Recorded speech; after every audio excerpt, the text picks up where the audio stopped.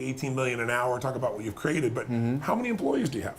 Well, I'll tell you our figures because, you know, I got nothing to hide Great. here. I have nothing to hide, ladies and gentlemen. Let's see. Last year, our total sales were $6.7 million. Okay. And at that time, I had 2 ladies that worked for me, and they still do, and I have a video guy. So 3. I have 3 employees, and we brought on a bookkeeper. We used to outsource that, and we have a bookkeeper in-house now. So it'd be fair to say your margin is probably larger than the 15 or 20 or 30% that most people I go for an 8, if not 100%, I'll go for an 8 times multiple at the very least. Wow, that's yeah. So if the product costs $50, I'll charge, you know, $400 at the very least. Right. Personally, I like to charge lots of money for my stuff because you can get it if you just ask for it, and you don't have to sell as much stuff. You know, very profound. I know. And yet, you know, you could sound like you're figuring out how to jack it up, but the truth of the matter is the things that you sell give people the power to earn even more, multiplies that level. And you start out by, talk a little bit about it. I don't know if you were the first person to use this language, of moving the free line a little bit, if you would. I know you've addressed it a little bit, but maybe touch base on that, and then maybe lead us up to a little bit about, you know, this whole idea of mass control, because you're really known, at least to those of us on the outside, and now a little bit on the inside as I've gotten to be, you know, friendly with you and get to know some of your friends, for kind of the underachievers, you know, method. You know, how do you do a lot, add a lot of value, make a lot of money with a little effort, a little bit of time, and you know, just a different style. You don't have to hype it. Right. And you're also really known for the mass control model that businesses use and individuals use. So maybe tell us a little about the free line, and tell us a little bit about your philosophy of how you build that energy, you know, that makes people ask you to buy and want to buy from you. Because I think you're the only guy I know that has people that wait online for the moment which they can buy a product, like lining up wherever they are in the world so they can purchase that thing before it goes off, so they don't have to wait another 6 months or 9 mons. I mean, I don't know anybody else that does that besides you, Frank. So well, maybe they have more sense to just just let people keep buying stuff. Who knows? I probably could have done, you know, 20 million if I'd just let them keep buying, you know, and not taking it offline. Also, moving the free line was definitely not my idea at all, and I thought it was ridiculous. And I am eating crow as we speak. That concept was created by a friend of ours named Eben Pagan. Yes. So there were 2 models in the beginning, way back in the olden days, around 19 months to be able to have this conversation in the beginning. Listen upon me, my children. So, you know, a couple of years ago, long ago in the internet world, there were basically 2 schools of thought. Yes. One was someone comes to your website and you sell as hard as you possibly can because they're going to be gone forever. And it was like, okay, you know, if you're really good, you're going to sell 5 out of 100 people, and the other 95 people are just going to be gone. So you got to just go for it because you're never going to get into the scarcity, you know, that whole kind of thing. So that's thought number 1. Thought process number 2 is rarely are people going to buy at their first interaction. That's right. You know, unless they're just in the heat of the moment. But that's not most people. So why are you spending 100% of your effort on this tiny little group of people who are, you know, very improbable? Why not just build this relationship and give some good stuff away and, you know, drip feed, basically, and people will come around and they'll buy some stuff. Now, not to say you should be lazy in your marketing by any means, but there's no need to be pushy. So that's what the whole free line concept is, and Eben really, really did a wonderful job teaching that, and also leading by example. That you can just, and man, if anyone's watching this that's watched some of my older stuff, they're like, you told us in 1999 that you shouldn't do that. I was wrong. Okay, I admit it. So, and it was the only time I've ever been wrong. Right? Sure. Yeah. So mass control really is based around that free line philosophy. You know, and what I like to do is just first of all. Well, let me address the word mass control. You just took the words out of my question out of my mouth. That is just pure marketing, okay? So the real title of the method should be called like how to efficiently sell on the internet and via other mediums through, you know, kindness and relationship marketing, but that's not sexy at all. So I figured mass control sounded kind of scary and like something you're not supposed to have, therefore you want, you know? Okay, so in my semi-defense, that's you know, it's not evil or freaky or anything. So it's all about, the whole strategy is about just giving away cool stuff and being really nice to people and gaining their trust through that. And then once you have it, see, it's not like you have to constantly reestablish the bond. You need to work on it. Right. But once that little switch is flipped, you've got them, you know, and you have a raving fan. So it's really about creating raving fans really quickly and then turning that trust into sales repeatedly. So not just one time, but a constant following that is waiting for you to release more stuff. Because the hardest part of any business and the most expensive part of business is getting a customer, unfortunately. And then once you've got them, if you can meet their needs and keep meeting their needs, your marketing cost goes to the floor, and you're able to really do what you're made for, which is deliver your service at a deeper level. So exactly right. And your whole philosophy, though, of this move the free, or I should say Evan's initial one, move the free line. Well, I'll take credit for it. Okay, good. Yeah. But in mass control, what's different besides moving the free line? You really have strategically looked at the psychology of human beings, what gets them to move, right? What gets them to take action as opposed, because a lot of people have things that they want, or they desire, or they know they should do, but they don't follow through. So part of my life study has been the same thing, but you've really made it a science on how to take somebody in that online environment and build the energy in them to where they have to take some form of action, or at least they're much more likely to. Tell us a little bit about that. The first thing you have to understand is the context in which they're using the internet. So, and this is where lots of people in business in general drop the ball, but especially online. So, the reason you would go to a search engine, for example, is usually going to be some sort of research, like I'm thinking about buying something, or I want to find out, about a movie or whatever, or price comparison. So that's one, I'll use the term modality, even though that's not the right term, but we'll just say that's one mode of thinking. So we'll have that over here. State of mind, if you would. Yeah. There you go, state of mind. I like that. Then you have like blogs. So that's, you basically have three things online. You have like blogs, the search engines, and then email, right? And blog/web pages. So someone's going to go to a blog, for example, for entertainment or news. Or a web page, either way. It could be the one, right? Or a web page. Sometimes I'll go to a web page to buy, but the blog is usually the entertainment type news thing. And then email, they usually go as a relationship medium. So rarely is it that someone's going to go and check their email thinking, I wonder if there's any specials at, pet meds or whatever. You know what I mean? They're thinking it's an irritant, actually. Yeah, they're thinking like, what dirty pictures have been forwarded from Jim in accounting, or what's the dirty joke of the day, or what's grandma doing, or whatever. It's just like what friend. I gotta get done? What I gotta go back to? Sure. And then buying someone else's stuff is very, very low on the totem pole. So traditional marketing online, the non-mass control methods, is just, in spite of all of that being in place, people create their marketing and they yell at them, basically. So that even though there's so much noise, the way most marketers work is they just make theirs bigger and louder, and they figure someone's going to look.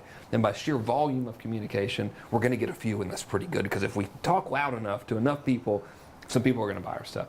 Whereas mass control takes all those different contexts of usage into account and crafts messages specifically to match for the kind of state of mind you're in at that stage. So it aligns with your nature at that moment. Basically. Aligns with your nature at that moment, exactly. So it's very, very under the radar. So that's like thing one. That's what gets you in the door. Got it. So for example, and you've seen this in the work that we've done together, an email communication is no longer looking like a magazine ad. Email might say, hey, this is Frank, I just made this video for you. I think you might like it. Hope you do. Got to go. See you later. And the reason, and someone watching this, like from big business, would think that's so unprofessional. We could never send that out. Well, your stuff's not going to get read if you don't, because that's the way friends communicate with each other. If you're going to write me an email, for example, you're not going to begin it with, Frank, very important thing about blah, blah, blah, and then start it with, dear Frank. Friends don't talk to each other like that. They would just say, the subject line might say, hey, ... and then it just begins. So you want to, first of all, really embody the friend mentality. So it helps for me personally to really, whenever I write anything, feel like I'm writing to my best friend, and I view my clients as my best friends. I mean, these people allow me to live an unbelievable life, so I really love them, so I let it come through. But that's how you should write, and that's the way that you communicate. Blogs are the same way. Blogs and web pages, the old model is, they're here, let's sell them. So the way the internet and the way internet marketing that I saw it developed was, we just took what was working in direct mail, which is this sledgehammer sales approach, because you got one bill a second before they throw the thing in the garbage, and then they're gone. They really are gone forever. So they would just take that, stick it online, and it worked okay, right? But it doesn't match the mindset of the user. So when you kind of come into that conversation, like it's almost as if you speak Spanish and the guy comes and tries to talk to you in French. You might like be able to communicate by hand gestures, but it's very ineffective. If you both come in speaking Spanish, you're set. In the same way with search engine marketing. So we just and when you go to search engine marketing, you're still coming in more like you're there to answer the question. Is that the different mentality? Because they're in the mentality of wanting the answer? It's a two-pronged thing, really. It's, you're breaking the state sometimes. So like if everything else is looking one way, so like if we're searching for Tony Robbins, for example, and every other ad says, you know, Tony Robbins personal change or something, I might write an ad that says Tony Robbins can fly. And then my body text would say something like, not really, but this is almost as cool as that, click here. And that would get them. That's a great hook. You know, but it was, but it was like, it stands out. Yeah, right. You know what I mean? So everything in its own place. Which is how you really communicate with your friends anyway, right? Exactly. You're always breaking the pattern using your humor. But that is how I think all business communication, they're like, why do we have to put on the business hat? That's crazy. Yeah. You know, it's like, okay, we're going to go in this room we call the office now, so any normal conversation we have needs to be wrapped up because we're about to go into business mode, and we have, that's completely illogical. Yeah. But that's the way so much business is conducted, specifically with existing, companies now, like non-internet companies. Right. So tell me, the principles, you're starting out the process in terms of mass control by saying it's a different world. I need to talk to people in the state they're in when they're going to communicate. And you think about where they really, it's really putting yourself in their shoes. Secondly, I need to really know and feel, not just know intellectually, but feel that these people are my friends. I have privileges in my life because I'm able to serve them, and they give me the privilege of purchasing my product or service. That produces a different emotion in you, right from that quality, right from that place. Get rid of the old business hat as you thought it was and get into the relationship connection business. Now, how do I take that and start to, and this is why I think one of your greatest tools, or at least what I've seen, is your ability then to move people down that line. Like you talked about, moving them from that one stage where the archetype was guys trying to approach somebody to, wow, he's got his family. How do you move them into action along the way? Because you're really good at amplifying those actions. Can we talk about some of those strategies in mass control that might be appropriate? Yeah, all comes down to empathy. So you have to know who they really are and what they really want to be. So within the mass control thing that I teach, we have this thing called the instant empathy exercise. And it's in depth, so we won't go through the whole thing here. But essentially, you come up with a name for one single person who most embodies your prospect. And you identify what his biggest or her biggest fears are. You talk about what they do for a living. How many children they have, what they wear, what they would rather be doing, the life that they really want outside of what they're doing now. And you get all of that stuff, and then you write to them. But every time you're writing to them, you have that end result in mind. So you're establishing where they are versus where they want to be, what the gap is, what that feels like, not just what it is intellectually. Right. And then you are always thinking about how do I move them to the next stage of how I get them to see that want. picture. See the picture. They see, okay, I really can get to this place. Right. And in my business, it's all information marketing, so I'm going to say like how to a lot because I sell how to. Right. You can do this just easily selling lawnmowers or something. Stuff is stuff. Sure. But yeah, you get them to see that you show them the light at the end of the tunnel, and then you just gradually move them towards it. I was asking you, you were talking about the distinction of how you build that desire to buy. Once again, this is where this person is, here's where they want to be, you're telling the story, you're sharing the story, but you've developed these tools to amplify the need to move forward, to take action. Right. So picking up a little bit on that. Okay, so it's founded, first of all, on the fact that they want it. Right. Right? So I have this belief that if you want to create money, you create desire.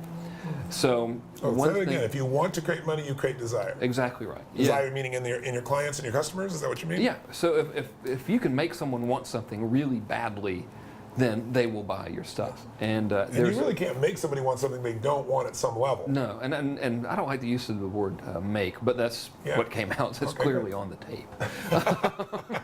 If you can inspire someone to want something really badly, they will buy it. Of course. And that sounds really basic, but so many people just think, well, here's a traditional business owner, and I've made this mistake anyway, is I'm in business, I've built it, therefore they will come.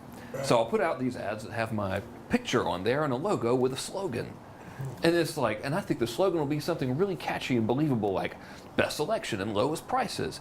And people are just, that's complete crap. Yeah. So what I do in the process is, first of all, is I get them to believe me, and I do that just by being authentic, Right. And that means if there's a flaw somewhere, I bring it right to the light and say, hey, you know what, I really like this. Now, it's not going to be for everyone because of this flaw, but if you can live with the flaw, then it's going to be for you. I mean, they're going to find out anyway. There's no point. By doing simple things like that, though, your level of trust is significantly enhanced. That's true. Right.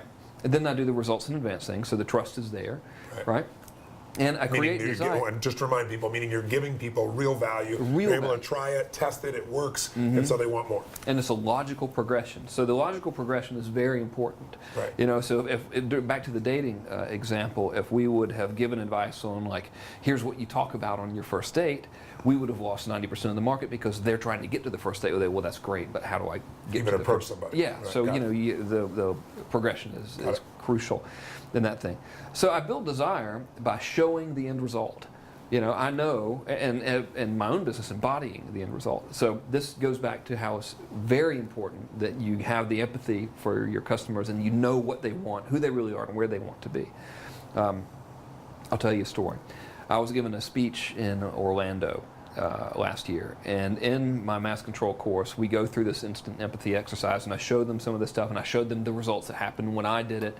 I said, my prospect, my molded cookie cutter prospect, is a white, middle-aged, 45-year-old male who sells insurance, who's married with 2 children, his kids drive him crazy. He makes $65,000 a year, and he would really rather be doing something else so he could spend more time with his kids and actually enjoy being a father instead of feeling running ragged. And I said he wears, did I say, khaki pants and brown loafer shoes and a short-sleeved button-down shirt.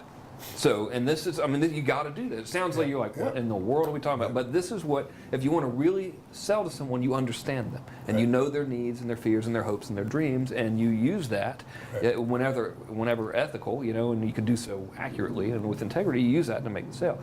So I'm in Orlando, and I'm recapping this thing. I say, so telling about the instant empathy thing, I talk about Bob, the guy. I get off the stage. Guy comes up to me. He goes, "How's it going? I'm Bob. You hit me right on the head. I'm 45 years old. I'm married. He sells insurance. He makes $65,000. He goes, the only thing you got wrong is my kids don't drive me crazy." I said, "Good. That's great." Cool. I mean, so it really works if you do it. If you say, "Okay, I'm just going to play full out," to use your language, and do it, then it works. So if you can understand where they want to be and embody that and show them that light at the end of the tunnel and give them good content, then that desire is escalated. Right. And when I say embody it, I'll use my own business for an example because that's the one that I know best. I sell to Bob, right? And if you think about what your average dude wants, he wants to retire, move to the beach, screw around all day, and surf, and on many levels, go back and relive those college years when he was a long-haired, carefree guy before he became the square, quote-unquote, normal person he is now. So I'm very fortunate that I happen to love living at the beach and surfing, and this isn't a prop or anything, but it all works, right? So if you can embody that outcome that they want, that's just more on the trustometer and more on the well, desire. you're living much of that life. The difference is your income, is going to be in the multi-millions, but the point matter is you have that lifestyle. You do get to be with your kids. You get to go surf or golf or whatever the case may be that somebody really loves to do. So you know your customer intimately as a part of yourself, but you also have emphasized that part of yourself because there's another part of you that's an extraordinary businessman. I mean, I don't know many business people that got an 80% margin, and most business people talk about, I'm doing 50 million, 100 million, whatever the case may be, but what are they netting? I mean, that's where business really matters. And these days, you see these businesses. Well, right now, you got businesses out here that they were doing billions and billions of dollars that are gone. So it's not volume. It's like, what is the lifestyle you end up with in the end? What is the income for the business? And what do you want? Do you want freedom? Do you want to engender values? And you're able to do both. You're able to help people. You're able to engender the values that matter to you, and you're able to earn a fortune by most people's ideas, but with a lot of free time. But compared to most people, and what they'd expect. Right. So that's creating desire. Now you had asked about the inspiring them to action. Yes. I wish I could come up with a way to make this sound difficult, so then it would be like perceived as more, profound, more valuable. Yeah. You just ask for it, or you just tell them. So you say, listen, I don't have a billion of these things. If you want this, and your gut is telling you it's right for you, you need to go ahead and get it right now, because let's face it, we're on the internet. As you probably know, I have, and I'll insert the real now, I have 79,487 subscribers as of yesterday. I get about 200 more a day. They're all seeing this. you know, these products are not going to be around forever. So if you want this, go ahead and get it. Right. You know, now if you're selling something like tires or whatever, I would create that scarcity by adding more bonuses. So let's say, you know what, now we're offering a free oil change. Obviously, I've only got Eddie and Carl out here in the back. So, you know, as contrary to their, you know, their appearance, they cannot work 24 hours a day. Therefore, we can only take the first 100 people. I'm sorry, Carl, the first 80 people. Carl said he would quit if we did. You know, I mean, but see, that's real. You know what I mean? That's a real thing, and there's none of this BS crap stuff. Right. So I apply pressure through scarcity is one thing which is very effective. Scarcity can be created by lack of material, can be created by a lack of bonuses. You can just have a date, say, listen, I'm going to have this offering up here. You can buy it afterwards, but this pricing is only going to be available for 72 hours. And frankly, you know, I'm in business to service my clients, not to sell people. So after we're done. I'm going to go back to servicing the clients. So if you want this, get it now. If not, you know, we'll see you next time. But, you know, just any reason, really, just tell them to do something. I want you to buy now because whatever. Because, you know, I have a white dog, and when I was a kid, I always wanted a white dog, so we're celebrating. We're having a white dog sale. I swear to God, it could be anything. Just try it, okay? Just say, okay, Frank, I'm going to trust you. I'm going to try it. You know, so that's one thing. Another thing, and you're I willing like to do all these things, to be fair, Frank, too, because you know your product is extraordinary. You know if you get it that you have almost an ethical commitment and integrity to find any way you can get it to them, as long as it's honest and sincere, because you know what's going to happen when they get it. Yeah, I have gone so far as to jokingly, and I again view all of my prospects and customers as friends, so I'll send out a marketing message and say, you know, I was endorsing someone else's product. I said, you really should buy this, not only because it's good, because really I'm going to make a lot of money if you do. And I think I'd like to buy myself some of those big gold chains like the rappers had in the 80s. And I had no desire to buy those, but I got to tell them why. And I figured, you know, they know I'm going to make a commission, so I might as well make a joke out of it. So anything that you say, as long as it's, you know, you have their best interests at heart and you're not lying or making stuff up, you know. A reason to tell them to buy now is sufficient, and a lot of people don't do that. So, you know, the flower shop down the road just says, we're having a special. Okay, and who cares? Yeah, exactly. You know, so there's that. Another strategy that I have that's my favorite thing ever is called stacking the cool. Stacking the cool. Stacking the cool. Only you, Frank, could come up with stacking the cool. Well, it took a long time. You know, sitting on the beach thinking about this. Like, what do we call it? Stacking the warm? No, the cool. The cool will work great. So I like to think I'm a towards person, you know, so I studied you, and you've got the pleasure and pain thing. And one mode of selling is, you know, you twist the knife and stuff, and eventually the pain is so great, they'll buy you. And that just freaks me out. Me too. And I was like, I don't want to deal with that. So I figure I can't sell to everybody today. And, you know, you probably experienced this or know someone who has, like, you say you want to go get like a new Honda, all right, or whatever. You go to the Honda store and you're like, yeah, you know, and you look at it and you're like, I just don't feel like buying it. And you still want the Honda, you just didn't buy it for whatever reason. You just had to go, or just you were getting weirded out being there, whatever it is, you know, and you say you go home. Most prospects are going to be like that. It's just rare that we get that sale the first time for whatever reason, and who cares? So obviously this is going to be a silly example, but this is what stacking the cool is. Now imagine you're in that situation and the Honda guy calls you back the next day and he says, Tony, you know, thanks a lot for coming in yesterday. I just wanted to let you know that today only, for some weird reason, we got this new sales manager and he wants to make a good first impression with the owner. So everyone who buys a Honda today is going to get a Porsche 911 Twin Turbo. Go figure, but that offer ends at 6, so I figured I'd tell you, you know, I hope to see you. If not, cool, I'll see you next time. The cool has been sufficiently stacked for step one. The way you continually stack it is you just keep adding cool stuff. By the time, you know, the prospect makes a buying decision, he's like, I don't even care about the Honda anymore. I just want to get the Porsche and the Lamborghini and the plane that they're throwing in, as well as the mansion. You know, so I know that's an exaggerated example, but that's how I do it. You know, so I just take advantage and say, well, the more I give, I'll get it back eventually. I'll just keep stacking stuff on there. And you've got a time frame for them to take advantage, obviously. Absolutely. Critical to that. Yeah, and it can literally, I mean, your time frame can literally be like, listen, I don't feel like having this open forever, so I'm just going to do it for 72 hours because I don't want to have to get like 8 million phone calls about it. So can I give you some business examples then? Ones? Let's look at some industries that are really in a tough place, and let's think about some creativity for them. And if it's unfair because they haven't given enough time to think about it, we'll pick another one. But let's look at car dealers. I was reading the other day, I've seen these car dealers getting bailed out by the city that they're in because the car dealer is so much of the tax base for some of these small towns. There's one out in San Bernardino County I was seeing was this happening here in California. So car dealers are in huge bad shape. You look at people in the real estate business that are in such difficult shape. You look at any core business that right now is saying, man, I'm starving for customers. I got customers, but they're not active. And I know this is one of your expertise. They're not alive right now. They're hanging on to their money. It's not that they don't love our product. They're good customers for us. It's just right now they're scared. You know, the world's changed. We're in a different season right now. So you can do well in any season. You've proven that, and so many people have. What would you say to that business owner right now that's saying, damn, I got to figure out what the hell to do. The phone's not ringing. People aren't responding. The old marketing we're doing isn't working. What would you say to them right now? Here are the first 3 to 5 things I would do to get things turned around right away.